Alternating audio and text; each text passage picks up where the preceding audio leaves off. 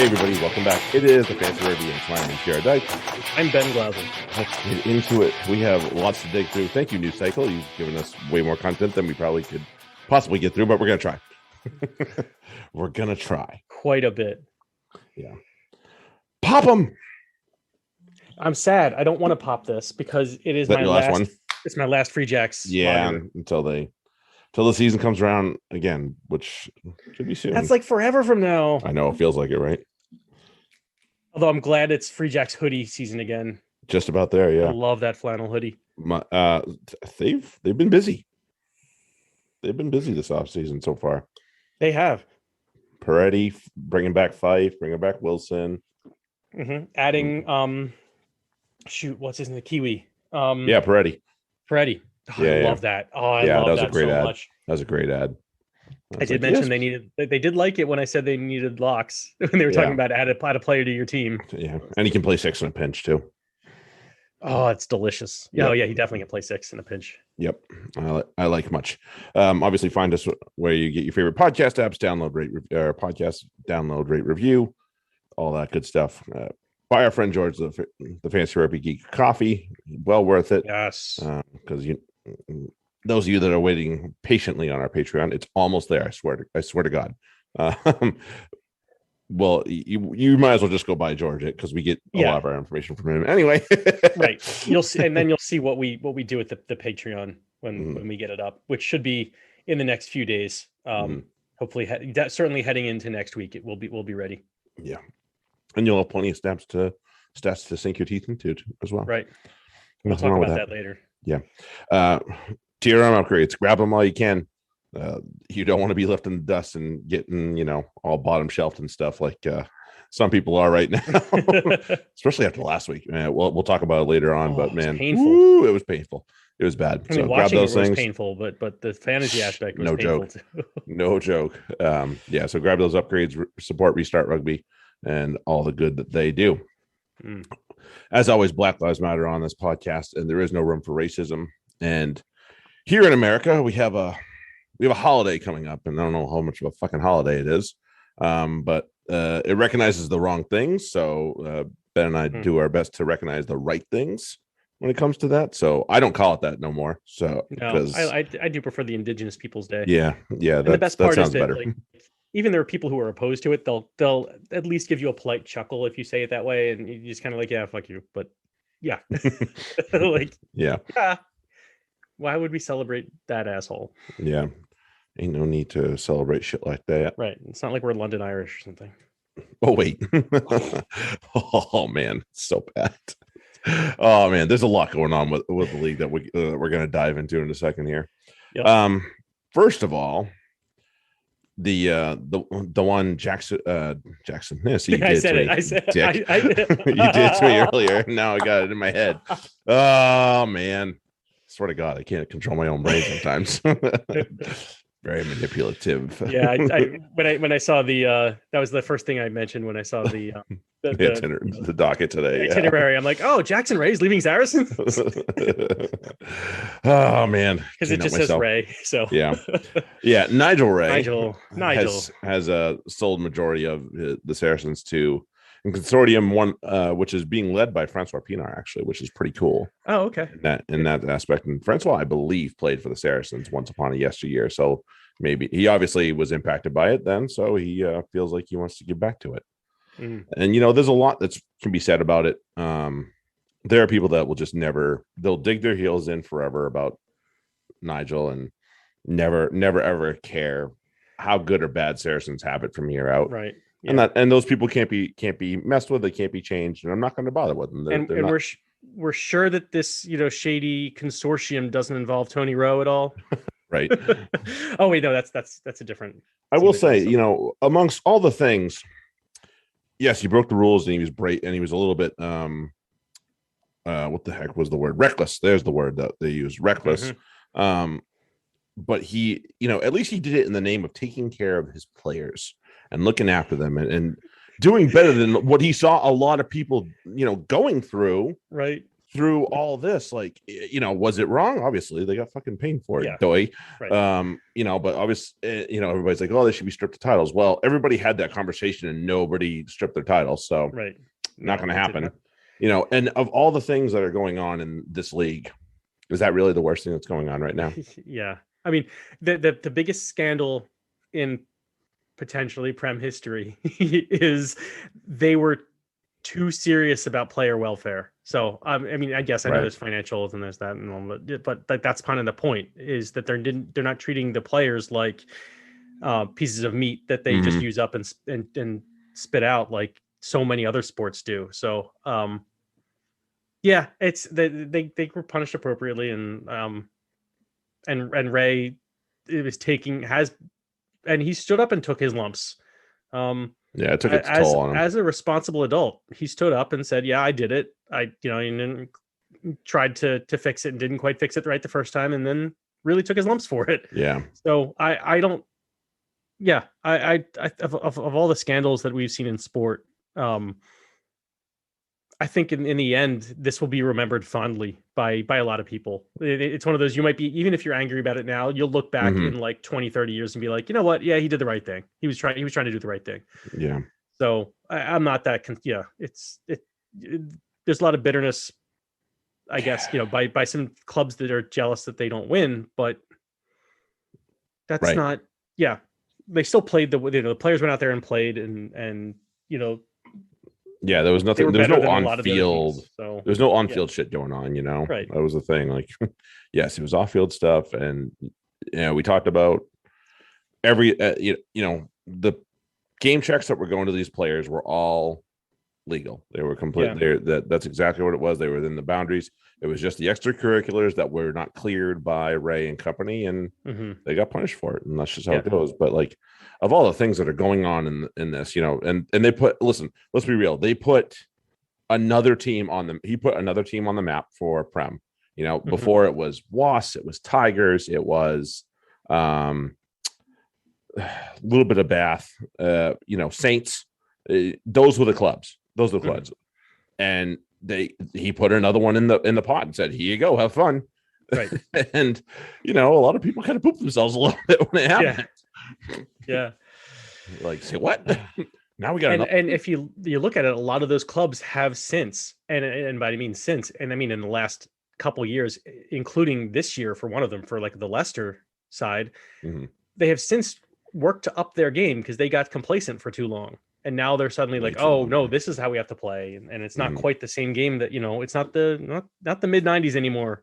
It's certainly not the mid aughts. We're 15 or so years past that. This is the way rugby is played now. And it's, as the Harlequins can attest to, you got to play some attacking rugby. You can't just bottle it up, as we'll get to in a little bit. Right. But yeah, I thought that was kind of part of what Ray has brought is that kind of defense where you have to do, you can't just run at Saris and expect to win. You have to actually challenge them if you want to defeat them. Yep.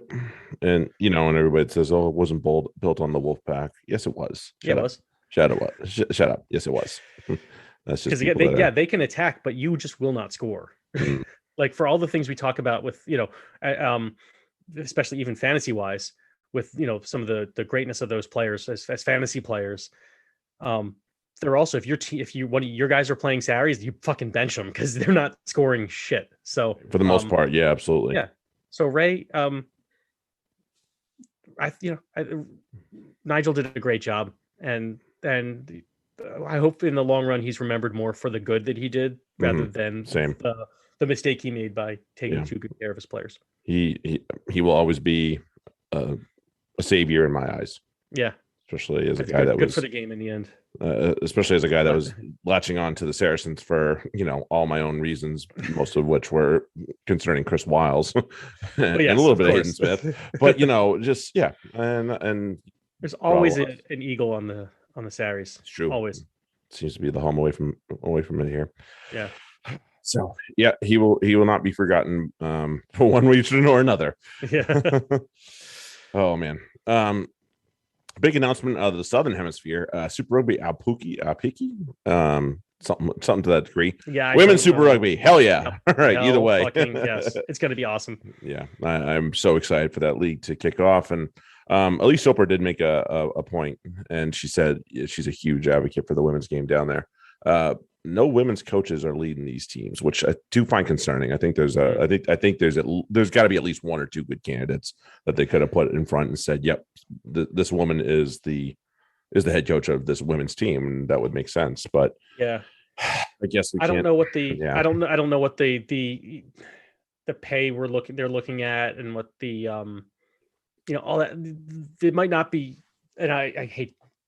I'm not trying to sound like, oh, maybe they just don't want to coach. No, maybe they can't really. Maybe they need to be doing other things that maybe are more lucrative for themselves than coaching at the moment. I'm sure a few of them would snap your hand off at one of these opportunities at the same time. Absolutely. There's got to be someone, but then are they qualified? So it's like I hope that if I'm in charge of this, if I was king of the world and this is what was happening, I would say, king of the world. This is allowed, but as a part of it, each team has to have a coaching intern, like a coaching development. Mm-hmm. It does not an internship, but an actual, paid position. All paid that stuff. But would be nice, yeah. Right, paid, where you're developing. You're going to coach. You will be the next coach but for now, we need this person who is extremely experienced and because there's so much more to coaching than just teaching rugby, and so there's it helps to be able to see that. That's why a lot of NFL head coaches are assistant coaches first, things like that. You have to actually learn what it means to be that head coach. Yep. So I'm hoping that that's what they're doing. Yeah, I hope that as well. So it'll be great. It'll be great for the women's game down there. I'm sure some of these other national teams are very jealous about what they're the way. And I will say this: those teams, those Super Rugby teams, the players on the men's side, they're so into supporting those teams as well. Like I think we saw it last year with the Blues. Their men's team was just all about that women's Aaron team. Aaron Smith's huge into it. Yeah. He loved. Somebody said something, and he was like, "Excuse me." He will be the biggest. He is definitely like he's gonna be the biggest South Island fan for that team, no doubt in my mind. So yeah, right. love Nugs. Yeah, love it. Yeah, so that'll be great for that game and that country's national team because they need help. Yeah, exactly. Bouncing back north. Kate Zachary, Player of the Week. Wait, we reckon stay down south for now? Nope, not yet. Okay, we'll get there. All right. We'll get there. Don't you worry. Okay. There's plenty. There was something that happened. Yeah, there was. There was. But yeah, Kate Zachary, Player of the Week out of Devon there. Yes. Hell yeah. See, this is why I fucking love how many Eagles are playing in Allianz Premiership. It is just it's so fantastic to see. It's what we need for so many reasons, and it really does. I mean, to me, it shows that if anything, our women's side, I feel like there's more. It just feels like it that there's more women in Allianz than there are in Eagles in the Allianz than there are men. I think that's accurate. Yeah. Yeah. And they're playing really well and they're developing. Like Alicia Washington has come so far in her career from being yelled at by Phaedra Knight for kind of shirking her rucking responsibilities. Because she was always known that she was an attacker. Like when I coached against her when she played at Hartford, Hartford of all places, the women. Yeah, who knew? Right. And she was, you could see she was amazing. She was an 8 and she was their player when she got the ball. It's like, oh, well, fuck that. She's gone. But she didn't do any work on defense and she didn't do any support work. It was all like, I get the ball and I run, but that's all she needed to do. That was her role. And she brought that to the Eagles and they were like, Phaedra Knight, as I said, set her right. Yep. And that was only a couple of years ago. And now she's deservedly a starter with Worcester and same thing with, all these other women that are there, like Kate Zachary, they're not only earning that opportunity, but they're showing that they can be among the best. So fucking love it. Yeah. So I'm as excited as you are about this, and only good things happens. Looking good for it. Okay, now we can go back to the news here. Wait. What did I see? Did I see an entertaining game? Yeah, it was a good match. Again? Really good match. Wow. Really good match. Yeah, it helps when both sides want to play a little bit. Yeah. You know. And that's the thing. South Africa actually attacked with in an expansive way because they had to. And that was the game. They didn't just bottle it up. And they won. Yeah. Amazing stuff. Amazing stuff. Fantastic. I loved watching that match. And so much great rugby that happened, both teams. And like as an advertisement for rugby, that was a good one right there. Mm-hmm.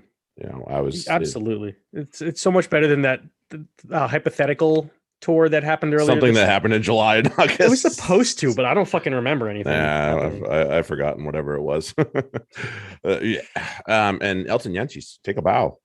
Like he is not my favorite player, but he played extremely well coming in.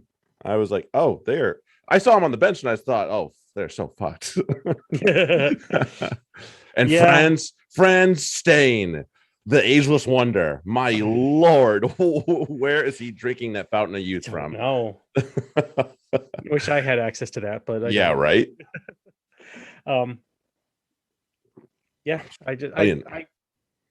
I just couldn't believe my eyes the whole time. I was like, why can't we get this more? Yeah. And it really is down to how the other teams actually play South Africa. It's not, once again, I'm a convert and will say it is not South Africa's fault that their games are boring. It's the opposition's fault that their games are. You try and play that game, duh. It's always going to get to boring stuff. Yeah. So, right. And I only caught a glimpse of the team of the tournament, but Quade Cooper was named as the 10, which is what a way for him to just kind of rear his head back into the international rugby universe. Like, hello. But it's not like there were too many good 10s in that tournament. Nah, none whatsoever. Oh man, I will say one thing for the sake of a couple South Africans that were on that team, but didn't see a lot. The Dupree brothers, Dan and JL. Dan got in against the Pumas for like 10 and 20 minutes each, I think. And JL never saw the field. So Sale's gonna have some pissed off South. Oh, he's gonna be mad. Yeah, no doubt. He'll be back for a little bit, and then he'll probably go back to playing with the team when they get to the Northern Hemisphere. So, or maybe not at all. He might never get released. Never know.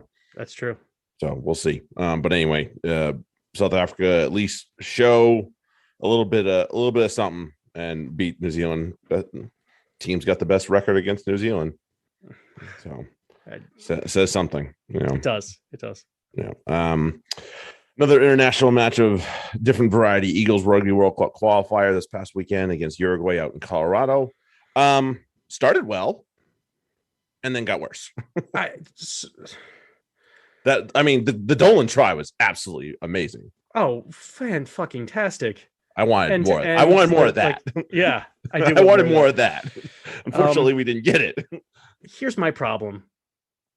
That so this game was played in Colorado, at altitude, very high, very, very difficult for visiting teams, very hard for home teams, let alone, either. And the Eagles fell off. They scored 19 points in the first half and then none the second half. Nothing, yeah. And they gave up 3 points in the first half and then 13 in the second half. Yep. Or 14. Why 14? Why is your opponent getting stronger at altitude than you? And why are you falling off? Like that's what the less than great. We saw it against Canada that they can, kind of have a poop game in the first match and maybe they'll get better, but that was different because it was away and then home. This was home, and now you're going to Uruguay. Yeah, with a 3-point or 2-point cushion. Three. Yeah. Is it okay? No, it was 19. Was it 1916? I thought it was 19. Oh, it might be 1917. I don't remember. Doesn't matter. Either way, it wasn't good. Either way, it's not a very fun cushion. Basically, you have to win. 1916. I made so they scored 13 points in the second half. That's my fault. So fuck, I'm not happy. I'm in Oh, squeaky. I know. I'm gonna be friggin' ripping my shirt apart the whole night when we play this coming weekend here. Put it this way, I'm rooting for Canada in their matchup against Chile because for karma. Yeah, little juju, juju, and they need it worse than we do. Right, they have a 1 point margin. Yeah, loser of that is out. Wow. Yeah, that's pretty terrifying. Arjun got called into that squad. Right, so they're like, all right, we're serious. Let's go. That might be their superhero that comes to the rescue. We'll see. We shall see. Yeah, so squeaky bum times for both the big North American teams here. Mm-hmm. Oopsie. I didn't know that was going to happen. Mm-hmm. But yeah, that Dolan try was absolutely fantastic. Like, gorgeous. It was Cruza and and it was a bunch of Piffletti. Just brilliant. Like a ton of individual greatness, but they knew when it was their time to be done. And so they did something awesome, then did their part and said, all right, it's next man up, your turn. And as a whole, the whole flow of it, from Cruza, his self line out that he threw to himself. Yep. And then took it into tackle, but with his support. And then that just opened up everything for the attack right off of it. So well really done. Good. No more of that, please. Yeah, more of that, please. They're already in Montevideo, as far as I know. So at least they're getting acclimated to the situation down there. Right. All right, let's go to the Prem. We got about 20-ish minutes. We're going to burn through it as fast as possible. Mm-hmm. We'll see how fast that is. Yeah. Well, there's no controversy in the Prem. Never ever. All very straightforward. Never ever. To Ashton Gate first, the big one. Bristol and Bath. Looked like Bath was going to take this for a little while. Did. Bristol really came out of the gates slow. It took them a little bit to get going. Mura and Ojomo. It's like Bath only need two players in attack, apparently. Just so. I mean, and although Mura Underhill. A little bit, but Mura was a workhorse this game. Just absolutely amazing. Just superb effort from a guy that's just never looked like he was ever going to stop. Right. And JJ looked good, but early. But then early faded, we were talking during the match, and it was like 20 minutes in, and JJ was all over the place, and we're like, this is not a guy you want to give this many opportunities to. But he kind of pooped out pretty soon after that. So a little long in the tooth now, I suppose. Yeah, I guess. But I want to mention, on the other side though, Kyle Sinkler, that tackle on the far wing after a line out. What the hell, man? You're not supposed to do that, man. No, you don't do that. You're not supposed to. How do you do that? Yeah. You are a prop. You are not supposed to do that stuff, man. Right. Just disgusting. Well done. Yeah. But that's the kind of heart he brought. I mean, he's coming back from the Lions tour and decided to end his rest early because he's like, no, I'm ready to go. Mm-hmm. And he's there for his team. His heart is in it. We saw it in the post game.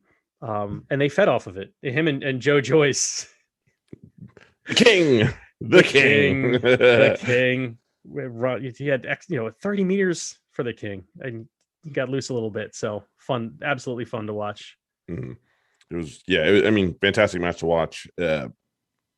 Jake Kerr, maybe he should have started because he seemed to have it a little bit more than Will Capon, and we thought Will Capon was going to have himself a day, but obviously Kerr was very wrong. He definitely got loose. That he did. Who's not getting loose though is Callum Sheedy. No, he's looking a little dragged. Yeah, a little dragged. He's him and Randall were a little. It took him a while to get at.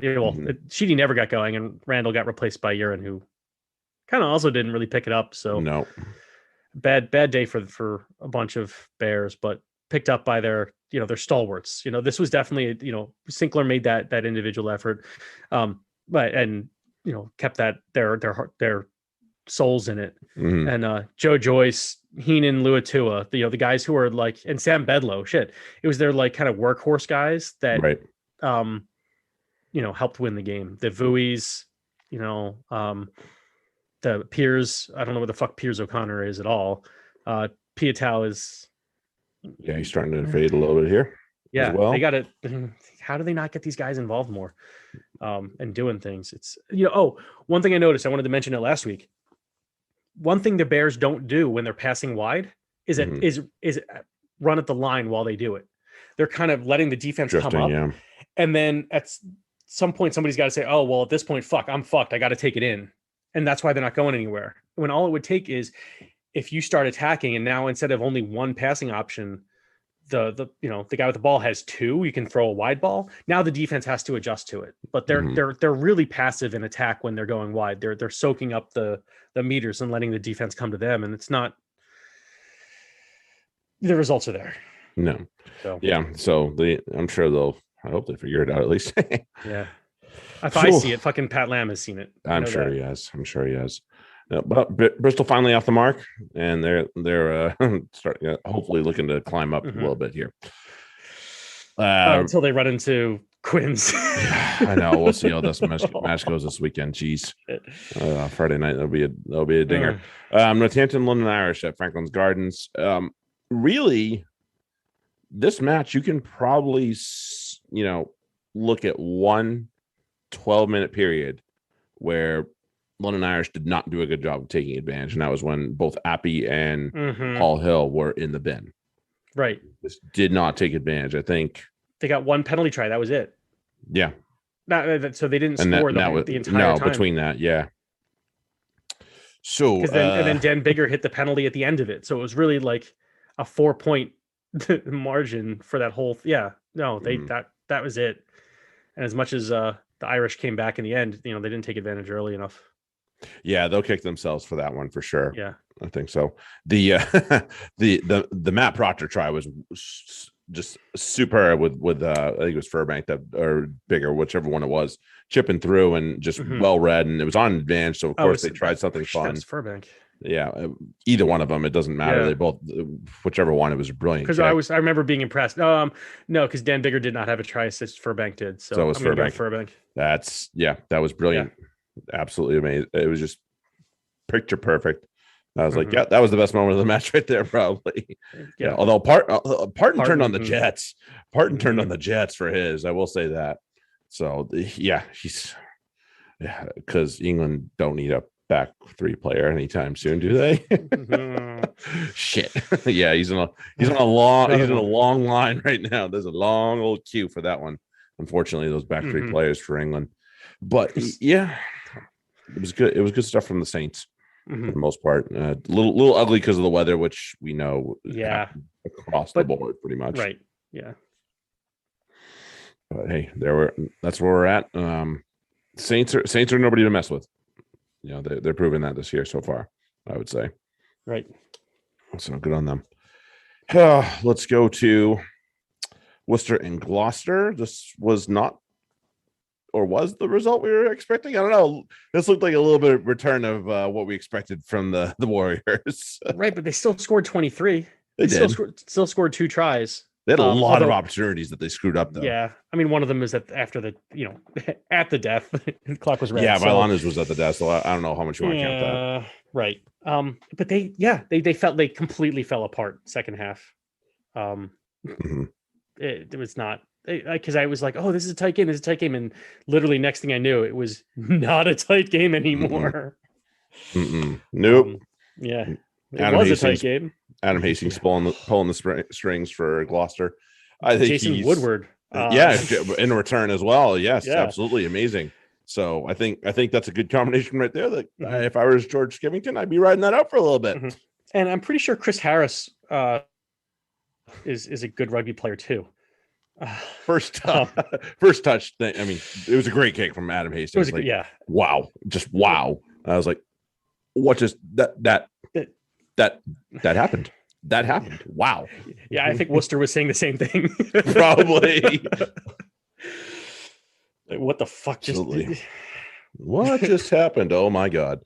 I just felt a sharp pinch. What's going on there? Yeah. And just first touch for Chris Harris is like, yep, can't ask for it any better. Yeah. First touch back. Good for him.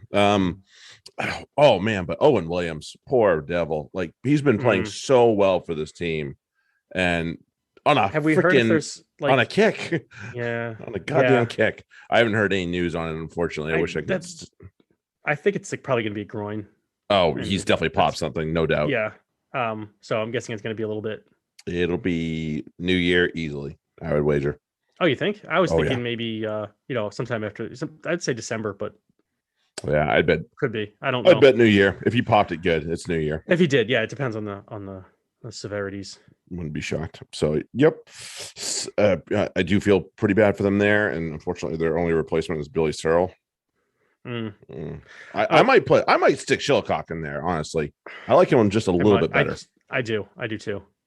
So, and Shillcock hasn't been doing. He's not really contributing all that much from fullback. So, yeah, apart from the first game. From yeah, I don't know. Oh yeah, and the Ted Hill red. It was a red all day. I was like, uh-oh. Yeah. And I understand Lloyd Evans' foot and, got out of control, but, he didn't really make the contact that people are looking for in that situation. Mm-hmm. And really, Ted Hill's was worse. So that's the one I'm going for anyway. Yeah. So sorry, Teddy Hill, you're going to be sitting on the pine for a little bit. 3 weeks. Yeah, that's right. Yeah, he got cited as well. That's right. Mm-hmm. And then to the place of another citation, Kingston Park up in the tune, Newcastle and Wasps. Definitely not the result I was expecting here. But also it tells me that it's going to be a tough place to go, which is not news really for a lot of people. No, it's to go up to Kingston Park. Right. It's good news because they're a pretty decent team now. So yes. But I like it. Again, just like you said about the Saris, another good team. You have to now you have to watch out for them. Mm-hmm. Yeah, you got to rock up for that one. A couple of back rows are putting their hand up in this one, one on each side there. Although that's a pretty handy signing that the Newcastle Falcons had last year with Carl Ferns. He settled in quite well. He has now scored a try in all 3 matches. But I think 2 of them were disallowed. So, well, that one counted. So that one counted. So there, it's. I think with that in mind, that's we're looking at a streak. This is something to keep your eye on, Ferns. Yeah, he's getting there. He's going to keep causing problems. Yes, he is. And I thought that was, just bullied the guy out of the way. Like, excuse me, that's the try line I need to get to there. Pardon me. But also, the winning try from Chick, that was nice little bit of brilliance right there. I think it was that Conan that fed him the last one. I believe so. Yeah. So Conan saying, "I want to start again, damn it." So. Yeah. I think he will. I think he took the game. I think he took the team up a little bit when he came on. So to his credit, that he's definitely put his hand up for the 10 shirt next week. Yeah, I think he's got it. He played all right their first couple matches. So I think this was just a rest more than anything. I don't think this was punishment. I think it was a little half a rest and half give Hayden Wood a shot. And when shit got real, they brought in their starting 10, and I think he's their starting 10 now. Yeah, I mean Hayden Wood's only 20 years old. Like, right, give him some run. Let him get the experience. That's great stuff. Tom Willis. Shit. He's okay. I mean, Tom Willis is just absolutely on fire lately. Can you imagine when they get his brother back too? Yeah, that's terrifying. Where are they going to put people? Augre's going to the bench. There's no doubt about that. Well, that's for sure. Yeah. I would keep Shields on the field and stick Augre on the bench. Yeah, and then I guess you just kind of rotate through with what's his name? Tommy Young. When he's hurt, I think, right? That's why he hasn't been playing. So when he's and Jack are healthy, they'll rotate 4 guys through those 3 positions. They'll have a nice little back row to pick from. Right, with Augre on the bench and Ben Morris. They're fucking deep there. Yeah. And then one last guy I want to talk about in this match, and we'll move on. I really want to see Dan Robson wear the number 9 shirt for England. Like, he hasn't worn it very often. He's come off the bench more often than not. And even in the games, like, you thought, why isn't Dan Robson starting? And he didn't. And it's like, he's so fucking good. Like, I don't get it. I mean, we've talked ad nauseum about Eddie. So for other teams, yeah, he's always a problem. He's just how can you not want that? Like, not only does he make you good, he makes them bad. So generally, Yeah, use him. Yeah, he's brilliant. I love Dan Robson. I hope he gets another run.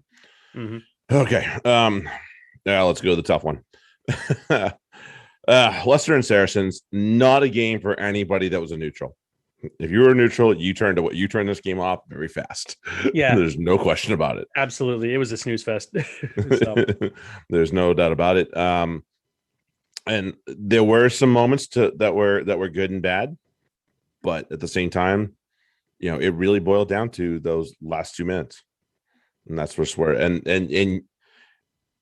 in so many ways, you don't want to put yourself in that position. But when you play a good team against a good team, it's going to happen. Mm-hmm. Right. And Sarries played it brilliantly to start. They were controlling the game. They were controlling the territory, controlling the scoreboard. And yeah, they were playing it a lot like a test match. It looked a lot like a Lions match. Not a great not quite an endorsement, no. Obviously. But they're, they did have some sloppy play and attack. I'm done. If Billy Vunipola knocks on another ball and gets stripped, I'm gonna. Who wants him? Anybody want him? You can have him for free. Go ahead. See ya. That's awful, Billy. I mean, that's just a lack of desire right there. Yeah.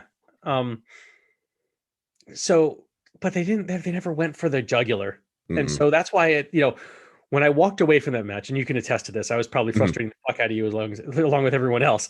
I'm like, yeah, I can't really be that mad. Like Sarries, they didn't score a try, and you let the other team kind of stick around because again, they played it like a test match. Yeah, they wanted it close, and then you put yourself in a position to let the referee make a bad call. Although, yeah. We'll get to that. But I just didn't, I was fine. I was like, you know what? It's a loss. Big fucking deal. It was. They're going to lose matches. It was an away. What do you like? An away win at Welford. An away loss at Welford Road where you picked up a bonus point. Right. Your team's still not. This is only their second match back in the Prem. Mm-hmm. They gave themselves a chance. Really, is what it came down to. And it's not great rugby, but at the same time, while they're still trying to get their feet under them and back into the Prem. Mm-hmm. You could do worse, and defense is the one thing that can save you in this situation. Right. So that's why they've kind of clamped down on that, and then they'll open it up later on. Obviously, it was good to see Max Malin's back in the black shirt. Yep. Want to see him do more, but oh yeah. Yes. I agree. The best. He did some amazing things. Like, okay, that's not fair because he did some fucking amazing things, but it was like sliding to snag a ball right before it hits the turf. Yep. And not knocking it on, like stuff like, dude, that was so cool. But it wasn't things like that don't show up. Right. Not so much of a dude, you see him beat 3 people and score a try. I'm looking for that. That'll happen. That'll come. That'll happen. Yeah. It's not the best back 3 for Saracens includes him, no doubt. Exactly. On the other side, another back 3 player that we've talked about a lot, and I really Frederick. I thought he should have started. You could tell the difference when he came on. Like Freddie Stewart, Frederick. He totally, made a huge difference when he stepped on the field for the Tigers. So, I mean, really just putting his hand up for this fall or this spring, depending on which one you really value more. Great job to him when he came on. But yeah, and to your point from earlier when we were talking about Parton, like all these great 15s, it's going to be not just your 10 versus 10, but like shit, at some point these games are going to be like Max Malin's versus Freddie Stewart. Like you're going to see that matchup. Like, yes, I will pay to see that matchup. Yeah, good stuff there. Absolutely. I was impressed. I was impressed with him for sure. My take on the game has changed though in recent days, including as early as for us this morning, right? When Dan Kelly was cited for 3 weeks for his retaliation on Ella Davies after the alleged penalty. After the whistle, yeah. Right. And it's like, okay. And I was pissed. Christoph, this is one of those again. I'm done with him. Like I'm over him. Come on, kid. I tried to give him I tried to give him a chance for a year and a half, and I'm over him. I really did. How many times? So like, because it would be, and the ticky-tackiness kind of absolutely pisses me off now. Because if you're going to be ticky-tacky about everything. If your guy gets cited, that means you fucked up by not calling it when you were ticky-tacky on Davies. And I'm also thinking, when people are like around the touchline, some laws kind of go away. Like no arms tackle. How many times do you see a guy kind of just get shoved into touch? Yep. Just a little shove and maybe nothing in it, but just enough to place him into touch. And the referees are like, okay, fair play, whatever. He went into touch. Like and to do that right at the death. I'm not upset about the loss. Like I said, I'm over it. I was over it right after it happened. I'm just like that. The officiating's got to be better than that. That's just a poor way. That's a poor job by an official to the way that was managed. To call the ticky-tackiness, but not call the retaliation, which was cited eventually. Right. It was like you're putting a team in the position where, that changed the outcome of the game. Unnecessarily. That's really what it is. Because when you talk about the first thing they talk about at ref school, and I've said this a couple times, is you officiate a game, and you want to make a call when it impacts the game and it's like material to the game. In this case, it was neither. It was a guy sliding into touch. If Aled Davies had not done anything, he still would have gone into touch because he was being dragged in. So it didn't affect the outcome of that particular play. It really wasn't that big a deal that he impacted him and dove into him. It wasn't like he fucking speared him in the head or anything like that. Yeah. He just kind of he shoved him into touch from the jack. Okay, move on. That was that rates at most a finger wag. But instead I agree. It fucked everything up. So I agree, especially at the time that you decided to do it. If that's at minute 30. If that happens at minute 50, he's probably not calling it. That's the other thing. He called it because it was the end of the match too. Right. So like he would not have called that at any other point. He'd just been like, yeah, okay, whatever. Very unlikely. Very unlikely. That just poor, very poor. Extremely poor. And and that's not a call I've seen more than twice in my life. Right. And that's for a reason. Even though I've been playing rugby since I was 16. Right. I've seen people do that more than twice for a long time. I'm not the most brilliant rugby mind out there, but I like to think that I'm somewhat of a student of the game and I can pick up on shit like this. Yeah. So for an American, yes. Those hammerheads. Okay. Let's go to the Sunday game.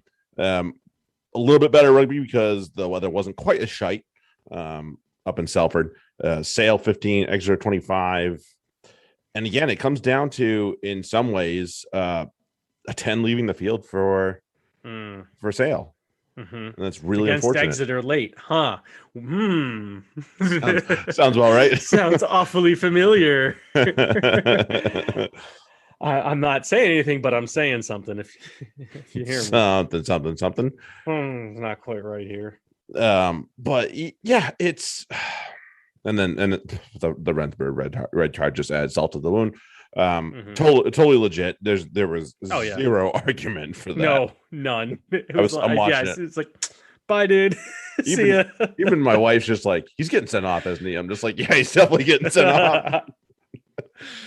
I was like, okay, so if she's thinking it's a send off, it's probably a send off. That's a send off. Oh man. We did see an emergence. Yeah, we did see an emergence of a very large presence on this field. Like, wow. The big bus was tired afterwards too. Yeah. He's like, I'm done.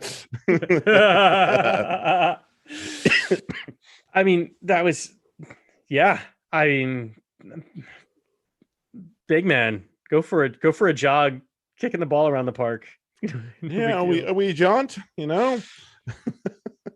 Fun. And another guy that kind of came to fruition in this match that we haven't seen put in the kind of performance he had, which, and obviously his opposite number being off the field helped. Henry Slade took advantage of what was in front of him at the very least. So credit to him for at least doing that. There are so many people that would have the situation that he had in front of him and completely botch it and not do a fucking thing about it. So to his credit, he saw it and he did not miss. He went for the jugular and made sure that Sale paid.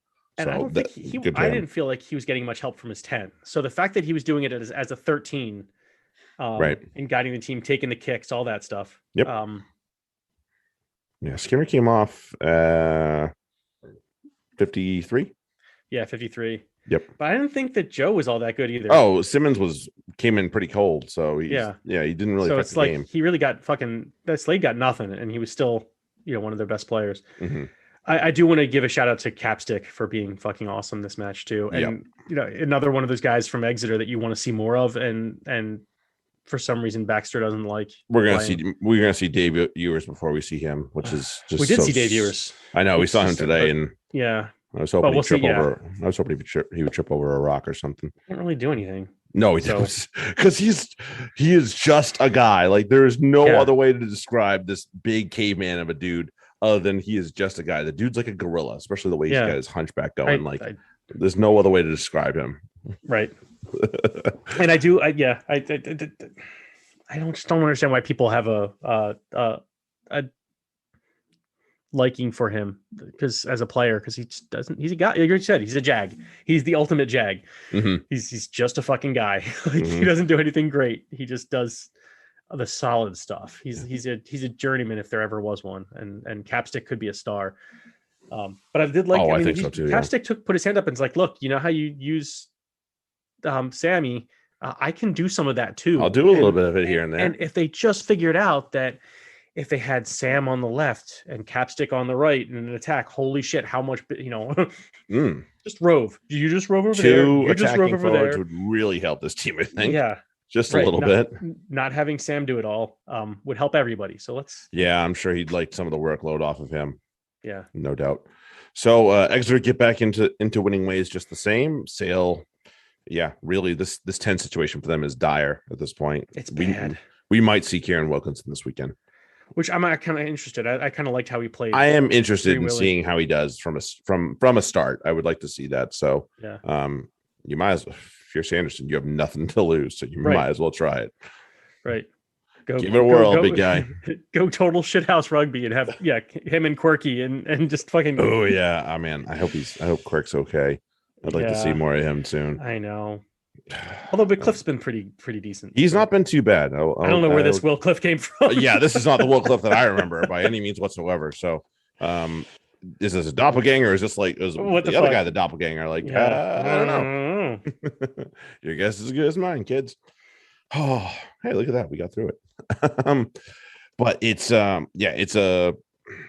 was a shit house weekend, big time, but more good to come than bad. That was just slop. There's not much. It was mostly due to the weather, and we'll get Quinn's back, so the rugby will be fun this weekend too. No matter what, there'll be some fun. Quinn's Bristol. Yeah. Oh yeah. Yes, please. I'll take two, please. Two, please. Yeah. I don't know what you're having. I'm taking two. Yeah, right. Take a double of that over some of the others sometimes.